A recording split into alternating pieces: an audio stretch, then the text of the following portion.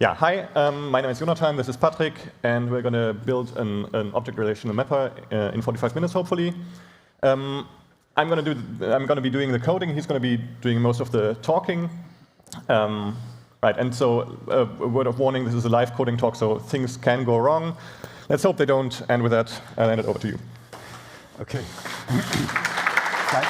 Yeah. Okay, so we work for Solut GmbH in Karlsruhe. We are an e-commerce company that basically provides traffic for online shops. That's basically our business model. And for that, we have our price comparison website, which some of you may know, billiger.de. We also have a syndication partner API, which allows partners to build their own price comparison or similar website.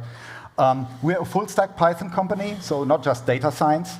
So if you're looking for a new job as a Python developer, you should definitely check out our booth just outside.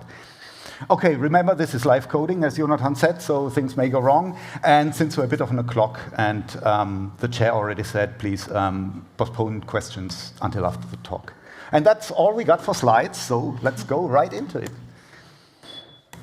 So, what does an object relational mapper do? An object relational mapper will map an object, like the talk class Jonathan is just typing, onto an SQL relation, a table, basically, as we know from the last talk. So first thing we got to do is we have to create that table. Now, how can we do that? What we do is all the stuff that is in common for the talk and any other stuff we want to put in the database will be in a class model, which is then inherited by talk and any other models. And the create method will create the table, so a bit of SQL, even though we were encouraged to think more about the internals in the last talk, which was very interesting. For the create table, we need a table name and a couple of columns with their respective data types, which we can derive from the class capital T talk. And for that, we use a magic method called dunder init subclass, which is invoked whenever someone inherits from our model. So at the end of the class talk indentation block, this will be invoked with the new class talk as the param. And we can use the class dunder name in lowercase as the table name, and we append a plural s because we are not a bunch of reprobates.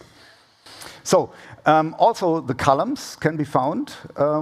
For that, we use the type annotations. Type annotations are in a dunder annotations dict, over which Jonathan is just iterating. So there is the names and the Python type. So now we got a couple of columns with their names, and we can build the SQL stuff for that. For that, we have to translate the Python types into SQL, into their respective SQL type. Little helper function here, SQL type of a Python type will give us that. It's going to be pretty straightforward.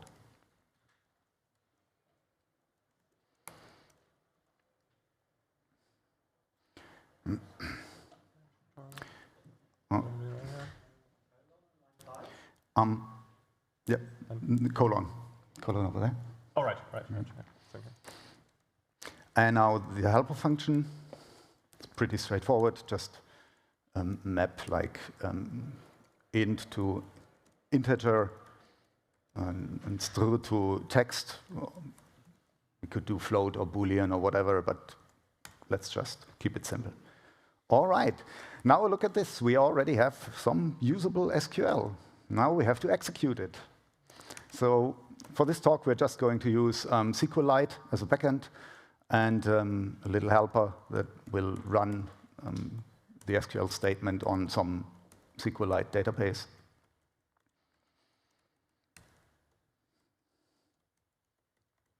Yeah, always print the statement we're going to run, get a cursor, and then execute it on the cursor.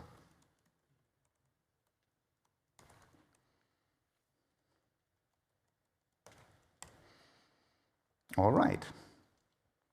Now, the table already exists, so apparently we have to clean up before we run this script. So we create a delete table, a delete method, class method, which will just drop the table if it exists.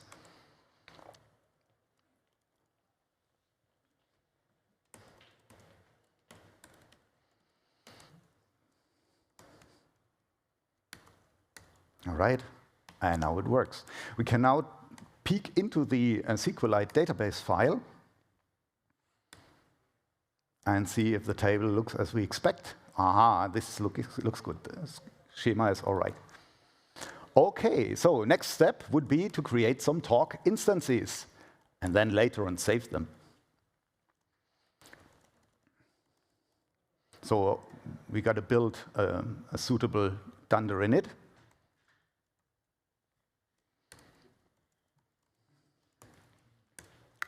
Okay. Dunder init will just copy over the quarks, so we can reuse it for any model, not just the talk, and put them into the instance as attributes. Okay, and while we're at it, we also write a little wrapper so we can actually make sense of the output. So we print the class name and all the attributes we just got from the dunder annotations from our columns.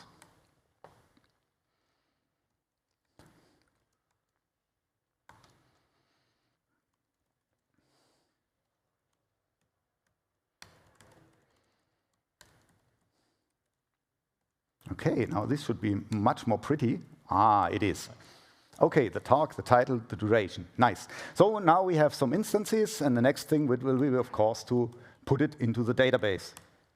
And for that, we need to write some insert statements. The method called save, insert into table name, got the table name already, then in parents, the list of columns, then the keyword values, and then the list of actual values, or in our case, because we don't want to run into SQL injection attacks, we will use placeholders instead, but we get there in a minute. First, the column names,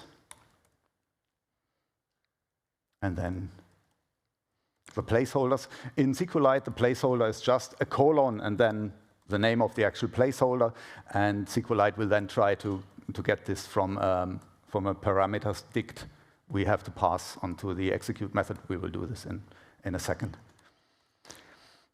So we now run the statement and pass along the magic dunder dict, which already contains all the values we need with the correct keys. We have to extend SQL run for values, if we have any. Okay, and values, or an empty dict, because none doesn't fly with SQLite. Okay, now this looks pretty good. Let's see what the database itself says. Browse it. Oh, fine. Okay. Okay, is this kind of readable? Yeah. Okay, good. So now we can update our talk. Maybe 45 minutes is not long enough. Not wanting to scare anyone, but who knows? So 60 minutes it is. Let's save this. And let's check the database again. Reload. Oops, we got 2 talks now. Why is that? It's of course because we inserted again. We need to update. So in order to update, we will have to introduce an ID, a primary key for the table, on several places.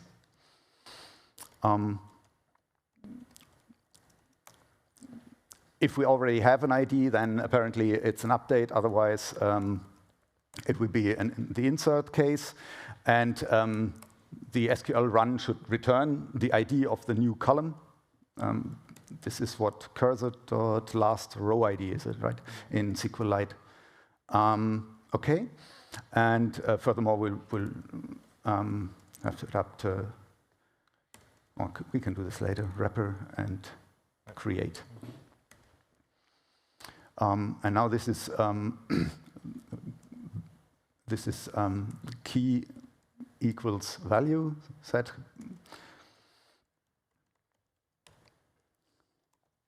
Okay.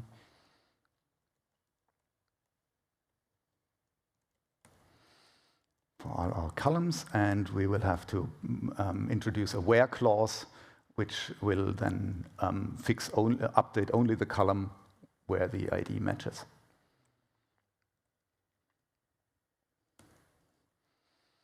And all right.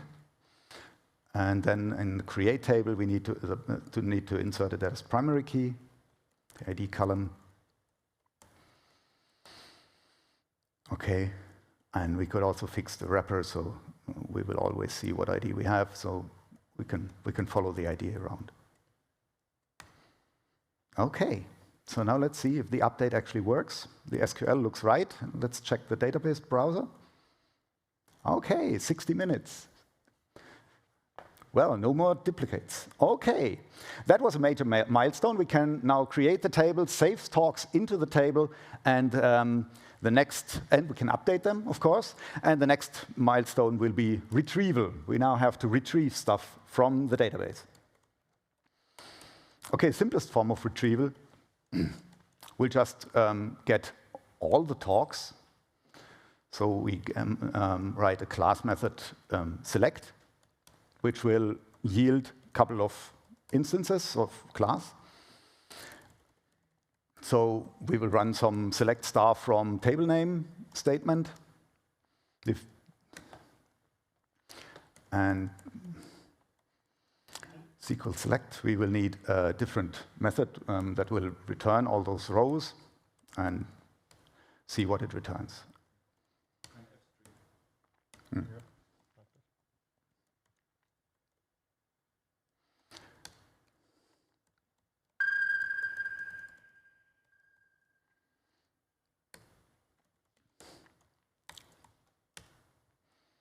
Execute the statement.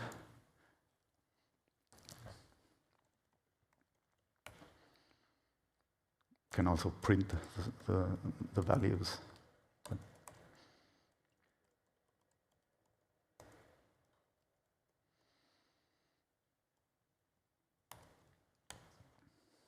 All right.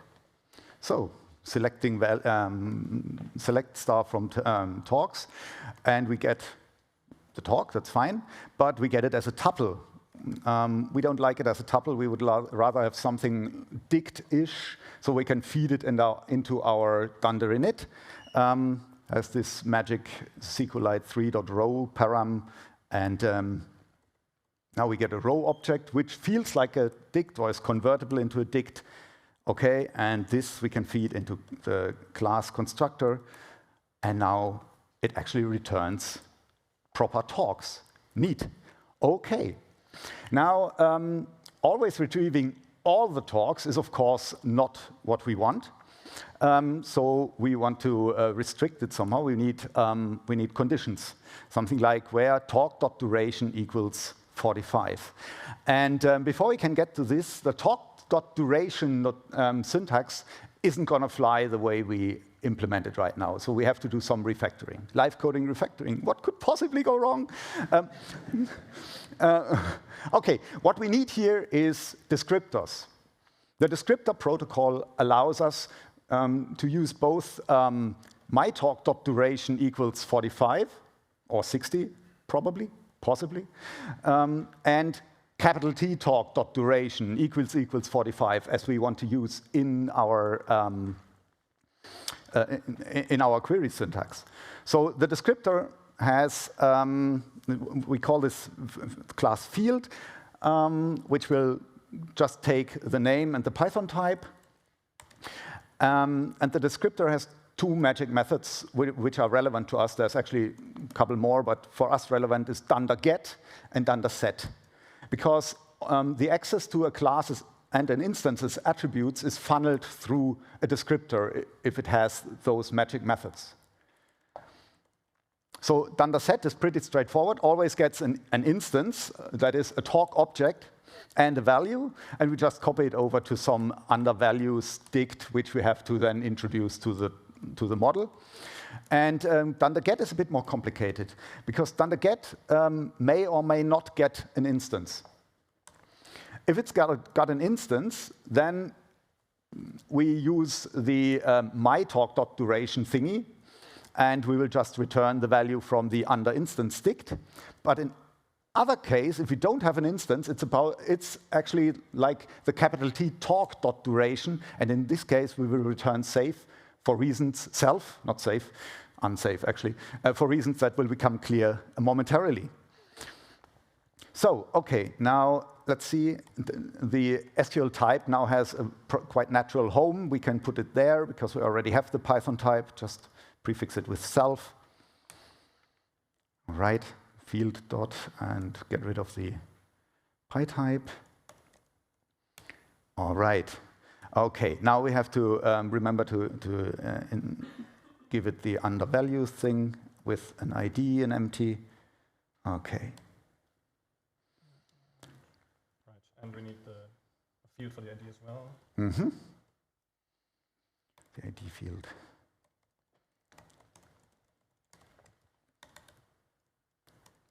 It's an int, like primary key. Okay.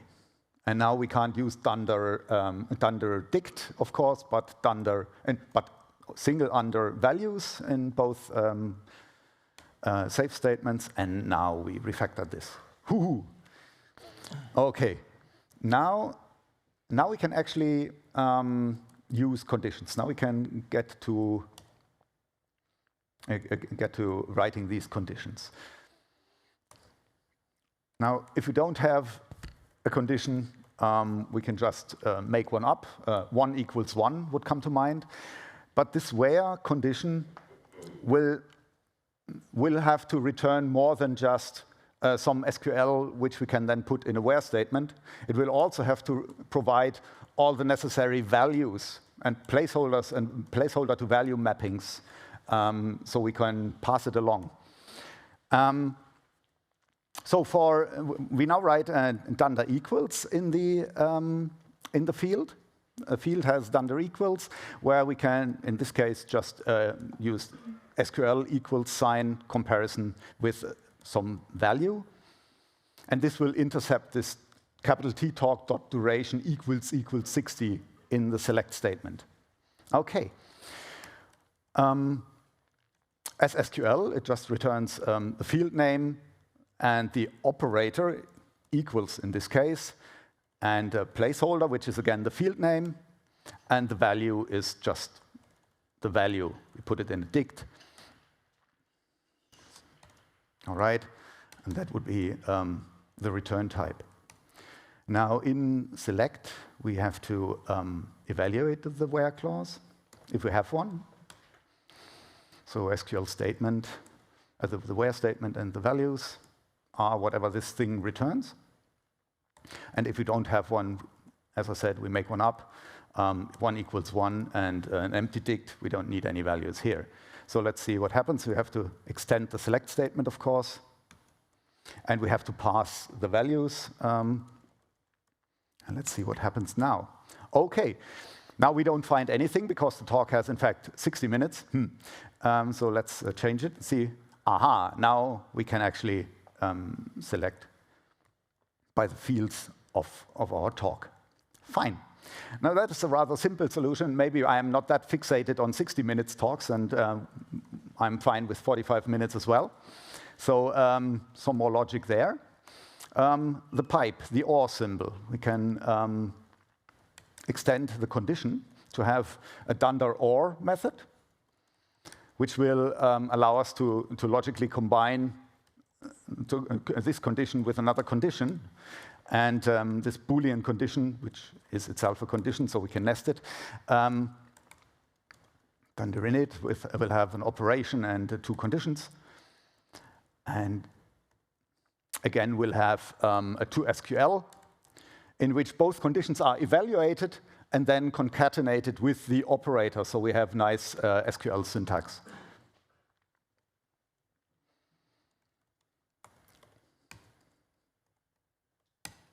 All right. Now we return the SQL combine SQL statements with the operator in between. And we have to merge the two dictionaries, the value vals1, vals2. Okay. Okay, let's see what happens. Oops, we don't find anything. Why is that? Look very carefully. The dictionary, the values dictionary is the cue why this doesn't work. In the values dictionary, we only have one value, the 45. The 60 is gone. Now, why is that? Because the placeholders are named identically. We have a placeholder collision. So we need unique placeholder names. Conveniently enough, Python is totally batteries included, so we can just use something from iter-tools. It's always iter-tools, isn't it? In this instance, the counter, and we can just use the next counter. So we have var0, var1, var2, and so on. OK. Oops, a curly. Yeah, that's string. Counter, yes. OK. And now the dict is all right. It's got var0 and var1 in the conditions, and the values dict is correct as well. Neat. So now that's pretty great, and in 21 minutes too.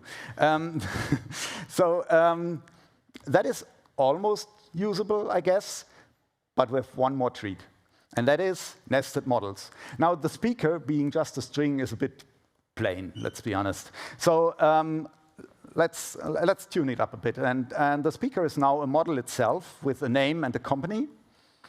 Let's make sure the table exists, and let's create a speaker instance. And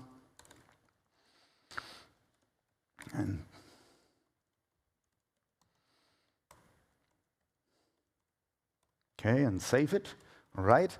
And OK, now it doesn't work anymore. Why? Because we're trying to save an object. This won't work.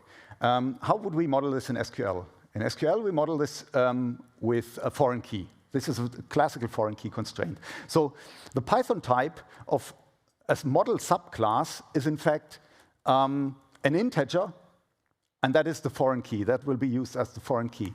And now that we change this, we can also no longer just use the value, the undervalue dict in the query, because now in the undervalues, there's still the speaker object. This won't fly. We have to intercept this as well. And if the Python type is underscore, if the Python type again is a subtype of model, we will have to use the ID of the value instead of the value itself. And now in storing in the save method, we will have to build a custom values dict, which transforms the stuff from undervalues of value.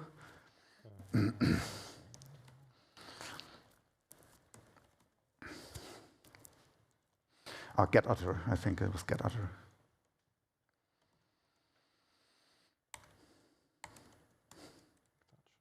All right. And again, for the insert, OK. Special case for ID, we have to, in the update case, we have to provide extra ID. We can't provide an ID in the insert case, because it then would always create stuff with an ID primary key 0, and that, of course, won't fly either. OK, so that's it. We basically, yeah, we're basically done. Almost done. One last thing. That's the last thing. What's a bit ugly here is that the speaker is, in fact, just a 1. Now, that's boring. We want the speaker object, of course. And we already wrote something that will select this particular speaker. And again, we can plug into this fantastic descriptor protocol, into the dunder set method. If someone wants to set a value for a Python type that is a model, we can intercept that, and we can actually, because we know then it's an ID. If it's an ID, we can resolve the ID by using self.pytype is our speaker in this line of code, and we can use speaker.select with speaker.id equals the value we got, and So, and we can use this to resolve the ID, and now we get what we want. Now we get a speaker that is actually an instance of class speaker. Whew. Okay. So that's basically it for today. It was quite a ride. It wasn't without glitches either. So we got from type annotations, dunder in its subclass, creating tables, inserting rows, then introducing the IDs, which make up this quite annoying impedance mismatch with ORMs. We got to the descriptor protocol. With dunder set and get, we wrote a dunder equals, we wrote a dunder or, and we were referencing other models by using is subclass. So, and we actually do have some time for questions. Well, thanks.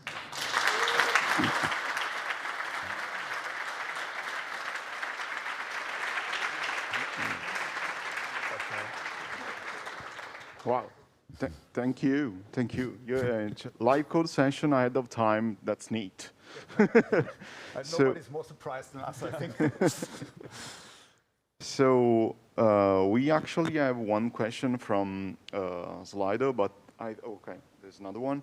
But actually, I think you answered with this slide because they are asking if you can share the code afterwards. Yeah. So sure. There's two repositories there. The first one is the initial experiment from which this was born. Cuneiform was the result of a learning day at our company, which has more features. It can actually do joining and so on. I will upload this exact state in a few minutes on the lower link there on the second repository. Yeah, the second repo doesn't exist yet. Yeah. Second question is, how many times did you practice this?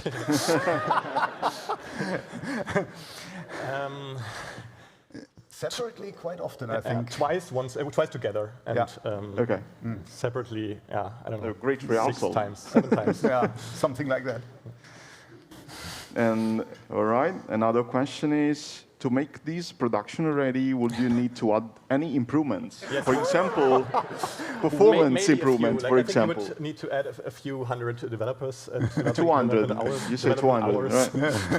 No, this is obviously not something you would actually want to use in real life. This has actual real ORMs have lots of optimization and many more features. But yeah, it's interesting to see how far you can get in not so much time. Getting a basic one working. All right. So we have another question. It's kind of personal, I believe. How often do you pair programming together? Yeah, most of the time actually. Okay. Basically every day and a couple of hours. Yeah. Great.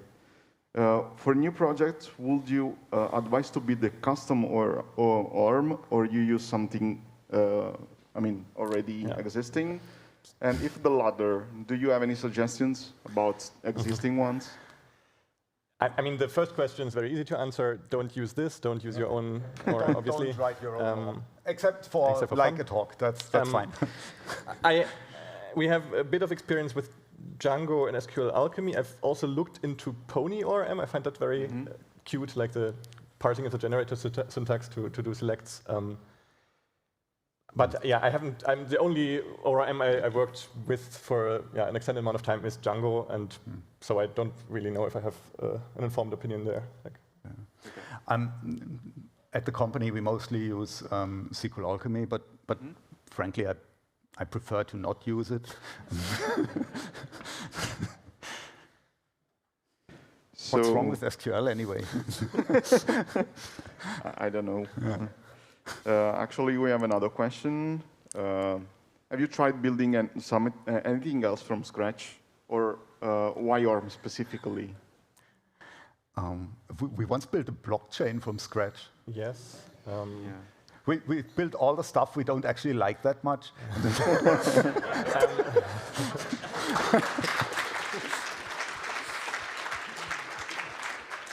was the second half of the question? What was the second part of the question, Alfred? ORM specifically. Okay, so we were working in the company on a project which with a certain customer relations management tool which brings its own ORM, and this was so we felt it was so clunky that we thought, isn't this possible to do this better? Mm-hmm. Yeah, I actually have a question. Can I ask you a question? Sure. Yeah. So I don't use ORM very often. It's just for personal projects. But have you ever facing some complicated query that you cannot run through an ORM, and you have to run raw SQL instead of using dot notation with your class objects, Python objects? No, really, no. Usually we don't have very complicated queries. Okay. I had it in the previous company once that the Django's ORM wasn't powerful enough, basically, that you had. But most of the things, I think, will work with an ORM, with a sufficiently powerful one, not this one. No, not this. Certainly not this one. Thank you. Okay, so let's switch in the old way.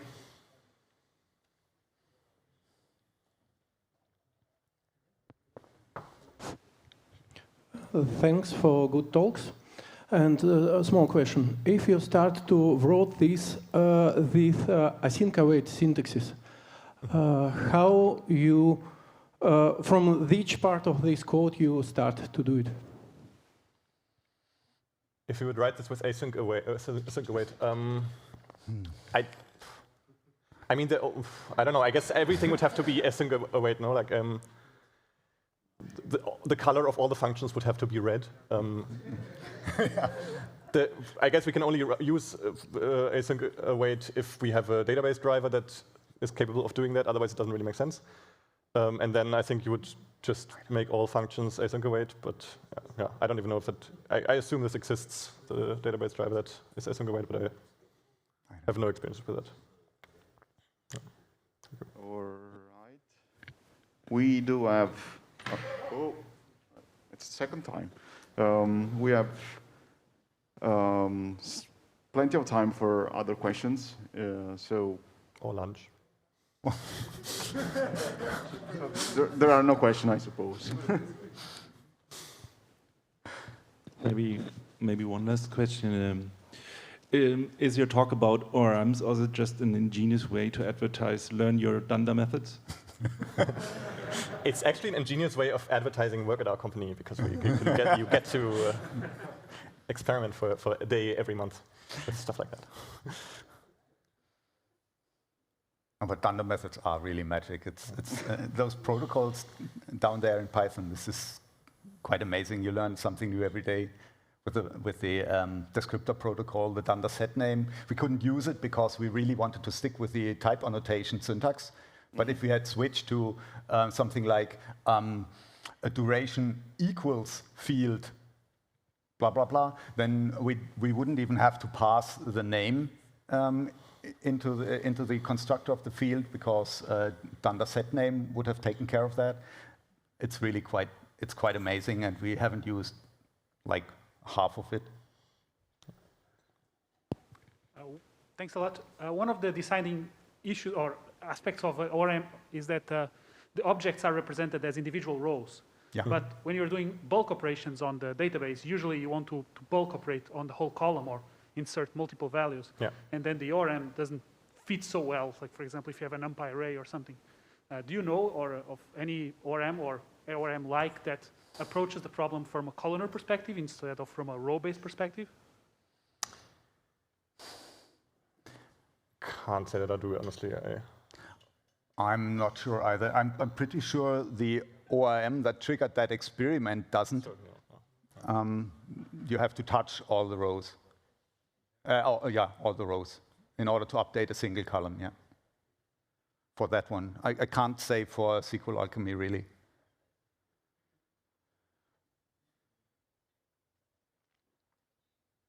All right. So, no questions? Thank you. Yeah.